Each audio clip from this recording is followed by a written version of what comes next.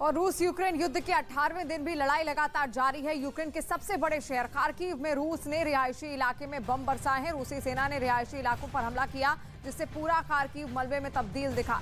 और जिधर देखो उधर तबाही दिखी। बमबारी में गाड़ियां तबाह हो चुकी हैं, मकान खंडहर हो चुके हैं।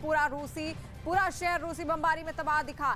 खार्किव को यूक्रेन की आर्थिक राजधानी भी कहा जाता है, लेकिन आज ये पूरा शहर रूसी बमबारी में तबाह दिख रहा है। हर तरफ तबाही का मंजर है। यूक्रेन खार्किव की तस्वीरें आप देख रहे हैं। सब कुछ खंडहर में तब्दील हो गया है। गाड़ी हो, घर हो, मकान हो, पेड़ पौधे हो, सब कुछ ध्वस्त हो गया है। बड़ी बड़ी रिहायशी इमारतें अब गिरकर, टूटकर, बिखर कर नीचे गिरी पड़ी हुई दिखाई दे रही हैं, क्योंकि लगातार बमबारी की जा रही है रूस की ओर से और रूस के सैनिक अब अंदर तक पहुंच चुके हैं।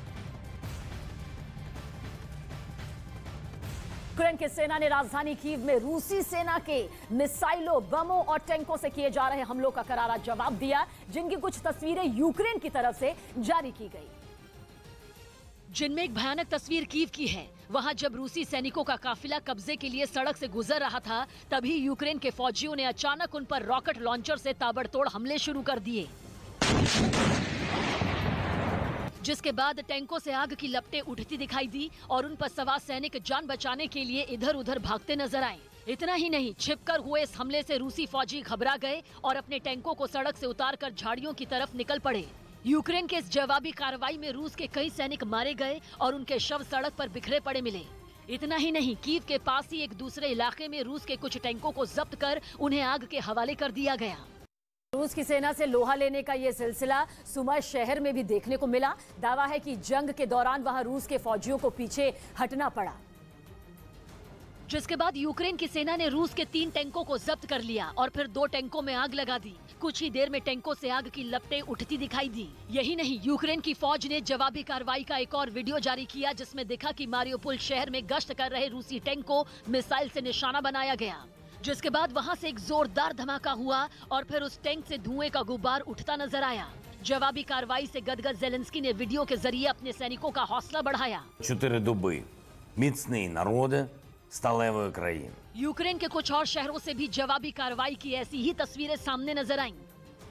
और इसके साथ ही यूक्रेन ने यह दावा किया कि बीते 17 दिनों से चल रही युद्ध में उसने रूस की सेना को काफी नुकसान पहुंचाया है। यूक्रेन की फौज ने इस पर आंकड़े भी दिए, जिसमें बताया गया कि इस जंग में अब तक 12,000 से ज्यादा रूसी सैनिक मारे जा चुके हैं। और इसके साथ ही यूक्रेन की फौज ने यह जानकारी दी कि उसकी सेना ने रूस के 58 लड़ाकू विमान को मार गिराया और यूक्रेन के जवाबी हमले में रूस के 83 हेलीकॉप्टर को भी नुकसान पहुंचाया गया। दावा तो यह भी है कि उसने रूस के 362 टैंकों और 1200 से ज्यादा गाड़ियों को पूरी तरह से बर्बाद कर दिया।